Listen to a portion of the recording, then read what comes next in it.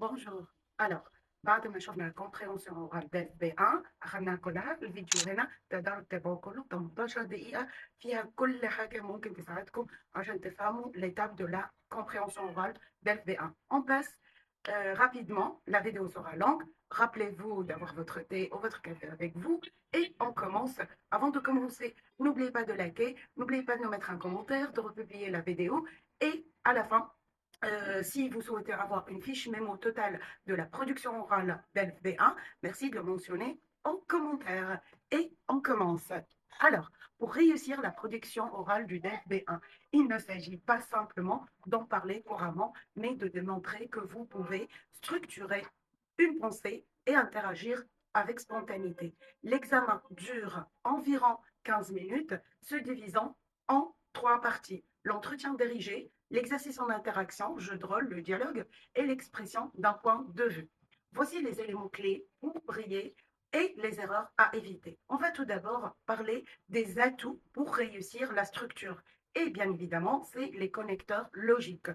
Au niveau B1, on attend de vous que vous organisez votre discours, vous utilisez des mots de liaison d'abord, tout d'abord, cependant, par conséquent, finalement, enfin, et une palette grammaticale. C'est quoi?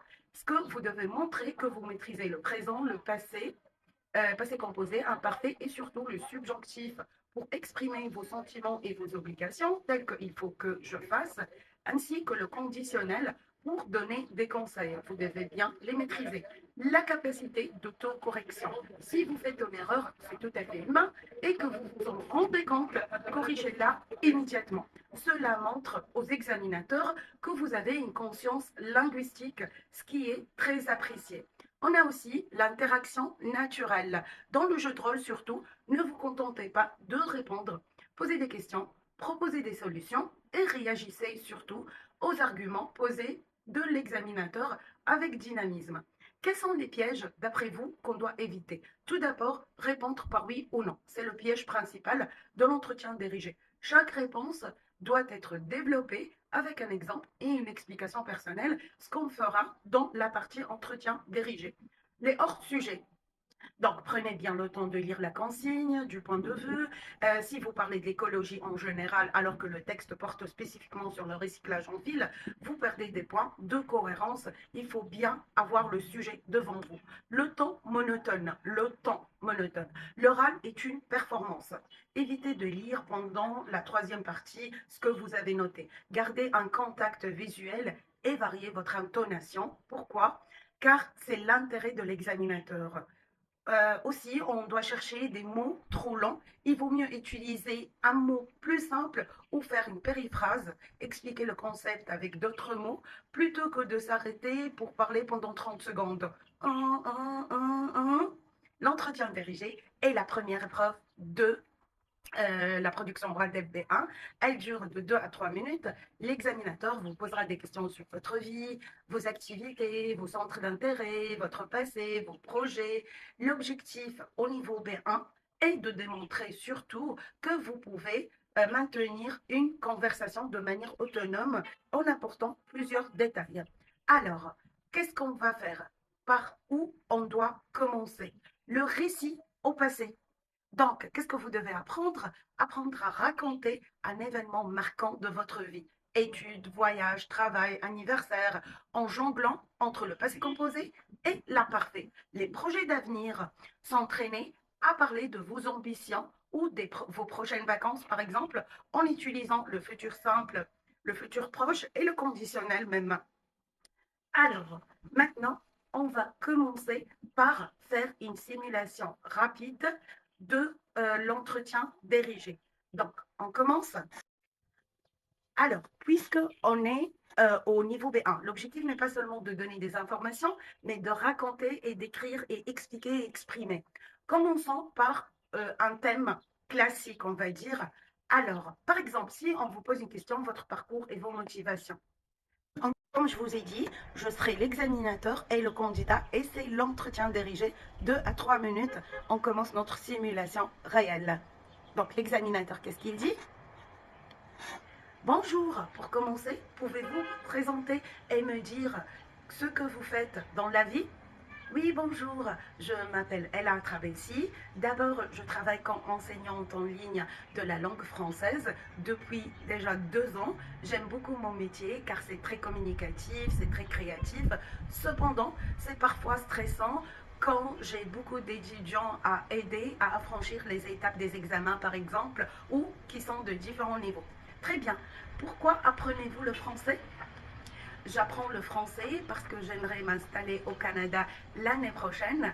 Grâce à mes cours intensifs, je commence à mieux comprendre les films français et les débats en langue française. Même si la grammaire parfois me paraît difficile, je fais des progrès. Il faut que je pratique tous les jours pour réussir mon prochain avenir.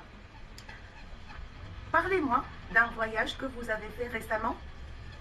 L'été dernier, je suis allée en Italie. Pendant que je visitais Rome, il faisait agréablement très chaud, c'était magnifique. Si j'avais plus de temps, j'y retournerai demain.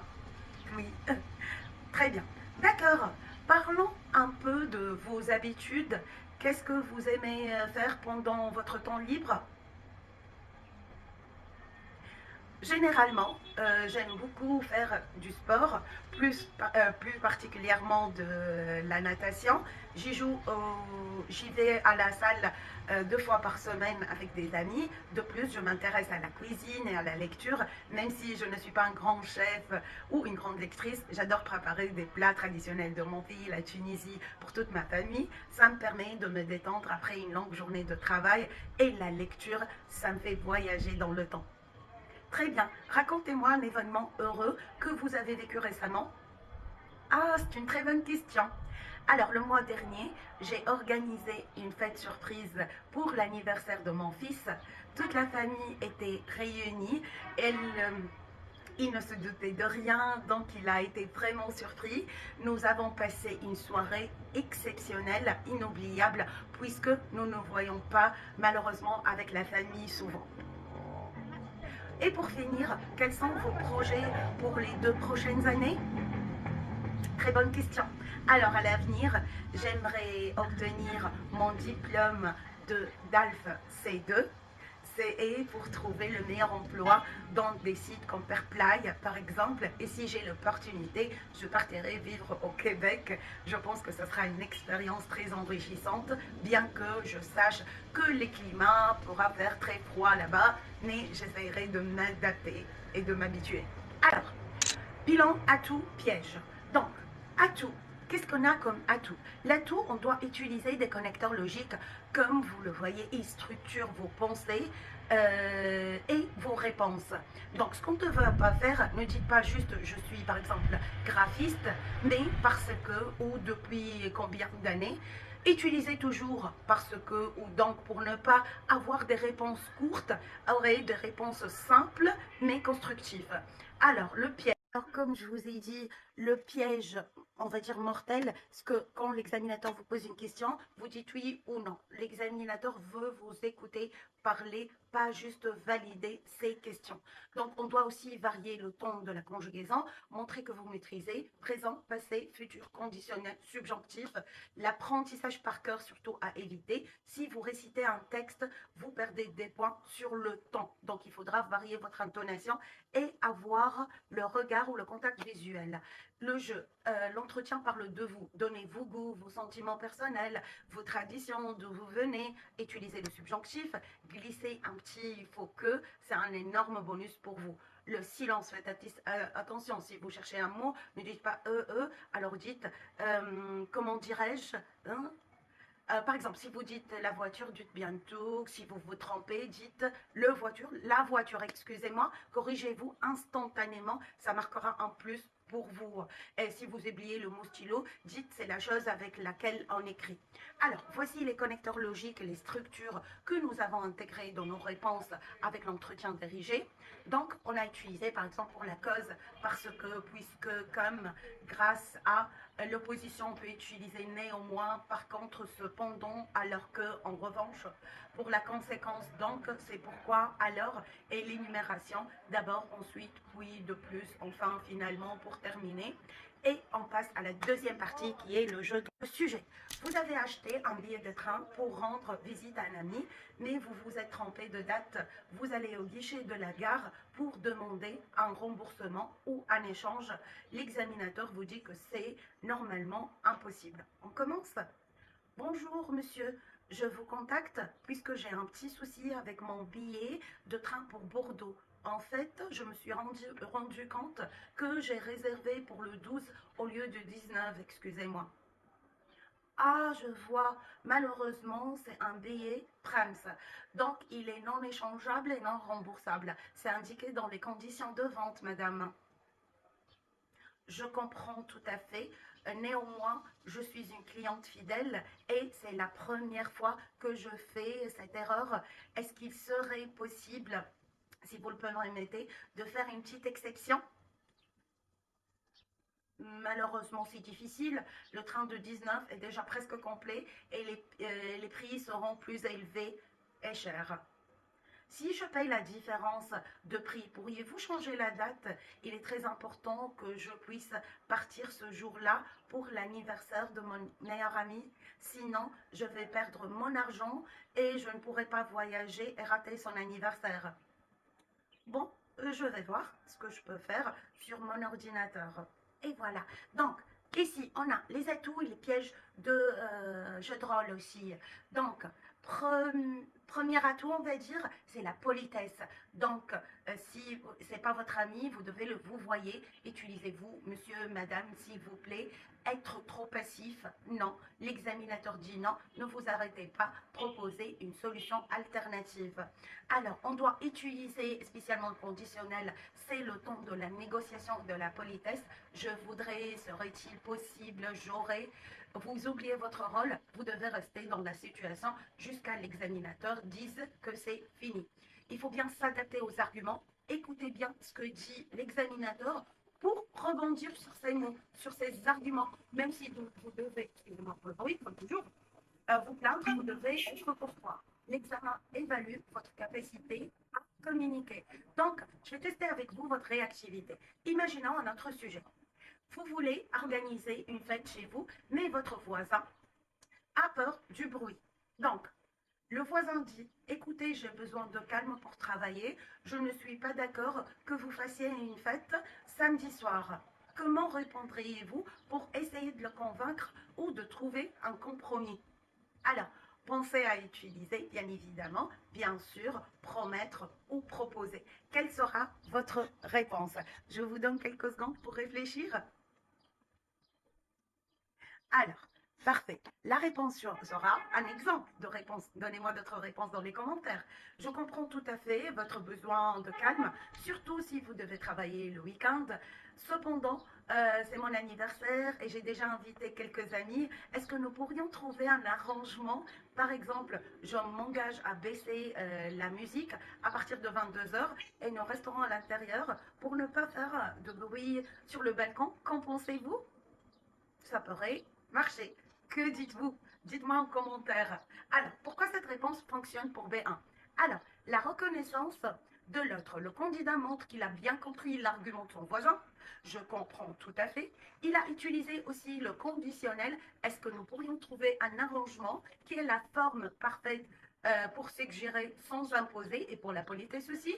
Force de proposition, le candidat ne se contente pas de demander, il propose des solutions concrètes. Baissez la musique, restez à l'intérieur. Et on termine avec l'expression d'un point de vue. C'est ça, troisième point. Donc, où vous devez montrer que vous pouvez argumenter de manière structurée un sujet de société. On prend un sujet qui est commun un petit peu pour B1. Faut-il interdire le téléphone portable pour l'école? Donc, avant de commencer, je vous dis que cette étape, c'est l'étape primordiale et vous l'aurez uniquement au niveau B2. C'est pour cela, et là, vous faites un monologue suivi, c'est-à-dire que vous parlez tout seul, et par la suite, si notre examinateur a des questions, il pourra suggérer une, deux, trois questions même. Alors, on écoute, qu'est-ce qu'on doit dire, et après, on va ensemble diagnostiquer est-ce qu'on a bien utilisé les bons propos ou non. Alors, Je vais vous présenter mon point de vue sur l'interdiction du téléphone portable à l'école. C'est un sujet très actuel qui fait débat. Tout d'abord, je crois que cette interdiction est une bonne chose pour la concentration des enfants. En effet, si les élèves ont leur téléphone, ils sont tentés de regarder les réseaux sociaux au lieu de se concentrer et d'écouter leur professeur. Cela nuit malheureusement à leur apprentissage. Par la suite, l'école est un lieu de socialisation. Grâce à cette loi, les enfants se parlent davantage pendant la récréation. Au lieu de rester fixés sur leur écran, c'est important pour apprendre à vivre ensemble. En revanche, il y a aussi des inconvénients. Citons par exemple, le téléphone peut être un outil de sécurité pour les parents qui veulent joindre leur enfant après les cours. De plus, certains professeurs l'utilisent parfois pour des exercices pédagogiques. Ils auront besoin de leur téléphone et d'Internet. Pour conclure, finalement, je dirais que l'interdiction est utile en classe, mais qu'il faut qu'on soit flexible. Il est nécessaire que les enfants apprennent à utiliser la technologie tout en restant responsables. Maintenant, on va passer aux questions de l'examinateur. Alors, madame, vous dites qu'il faut être flexible, mais comment les professeurs peuvent-ils surveiller 30 élèves si certains ont le droit d'utiliser leur téléphone et d'autres non? C'est une question pertinente et difficile. À mon avis, l'école pourrait créer des règles très précises. Par exemple, on pourrait sortir le téléphone que si le professeur le demande explicitement pour un projet, sinon l'appareil doit rester atteint. On ne sait pas que c'est le rôle des parents et non de l'école d'apprendre aux enfants à gérer leur temps d'écran? Je suis parfaitement d'accord avec vous, monsieur. Pourtant, les enfants passent beaucoup de temps dans leurs écoles. C'est pourquoi l'éducation numérique doit être un effort commun entre les parents et les enseignants. Si on ne fait rien, les problèmes de cyberdépendance pourront augmenter de plus en plus et affecter malheureusement les cerveaux de nos enfants. Voilà, c'était des types de questions. Alors, les atouts et les pièges. Atouts et pièges à éviter. Qu'est-ce qu'on doit faire? Le plan, introduction, corps, qui est le développement, conclusion. Vous devez toujours avoir ça. Même cours, votre exposé doit avoir un début, une fin claire. L'exposé doit être court. Essayez de parler moins de 2 à 3 minutes. Donnez des exemples concrets. Donc, il faudra aussi nuancer, utiliser des mots comme parfois certains pensent que, d'un autre côté, on suggère que. Il ne faut pas donner une opinion plate. C'est quoi une opinion plate? Dire, éviter de dire par exemple c'est bien, dites c'est bénéfique parce que, puisque c'est problématique. Il faut bien réagir aux questions. L'examinateur va vous contredire. Ne soyez pas déstabilisés. C'est un jeu. Lisez vos notes. Ça ne sera pas bien. Il faut garder un contact visuel avec l'examinateur pour votre assurance. Il faut annoncer votre plan. Dites je vais aborder 2 points pour aider l'examinateur à vous suivre. Le catalogue d'idées. Non, ne donnez pas des listes d'idées sans lien. Il faut utiliser les connecteurs logiques pour les articuler. Il faut donner des exemples concrets. Ne restez pas dans la théorie, parlez de votre expérience ou bien de votre pays ou de votre environnement. Il ne faut pas s'arrêter trop vite. Si vous parlez moins de 2 minutes, l'examinateur devra vous poser des questions. Bien évidemment, pour anticiper votre dialogue. Alors, connecteur de cause, on a en effet, grâce à connecteur d'opposition, cependant, en revanche, pourtant, mais le subjonctif est nécessaire pour que les élèves apprennent. Si l'hypothèse, utilisez la formule si. Alors, et je termine avec les 10 phrases clés pour la production orale. C'est des phrases qu'on les appelle magiques. C'est 10 phrases. Donc, 1. Je vais vous présenter mon point de vue sur. Donnez votre opinion. 2. À mon avis, selon moi, il est important de. 3. Structurer. Tout d'abord, ensuite, à la fin, enfin, ajouter un argument. De plus, il ne faut pas oublier que. Nuancer d'un autre côté, on peut dire que, exprimer la nécessité, il faut que nous soyons vigilants. Utiliser le subjonctif pour gagner de temps, c'est une question très intéressante. Laissez-moi réfléchir. Se corriger. Pardon, je voulais dire que faire une hypothèse. Neuvièmement, si on interdisait tout, ce serait dommage. Donc, conditionnel pour conclure. Pour finir, je pense que la solution est 2. Et mes 3 derniers conseils, j'espère que la vidéo n'était pas aussi longue. Alors, l'attitude, quand souriez, gardez le contact visuel avec l'examinateur, car il évalue votre capacité à communiquer et non pas seulement votre grammaire ou conjugaison. Enregistrez-vous, enregistrez-vous, enregistrez-vous. Proposez-leur de s'enregistrer avec leur téléphone en utilisant le script que vous avez émis. Ne visez pas la perfection. Rappelez-vous qu'au niveau B1, on a le droit toujours de faire des erreurs, peu n'importe le niveau pour moi, et tant que le message reste clair, concis, précis. N'oubliez pas que vous avez la possibilité d'avoir une fiche mémo, réussir l'oral de DELF B1. Si j'ai oublié quelque chose, pardonnez-moi, mais mettez vos suggestions en commentaire. Je serai ravie d'y répondre. Encouragez-moi, c'est ça ce que je vous demande, c'est gratuit. Pouce en l'air, repartagez la vidéo, mettez le commentaire pour interagir et que YouTube, Facebook ou TikTok puissent partager cette vidéo avec d'autres personnes qui en auront besoin et j'ai besoin de votre amabilité. Au revoir et merci, à la prochaine.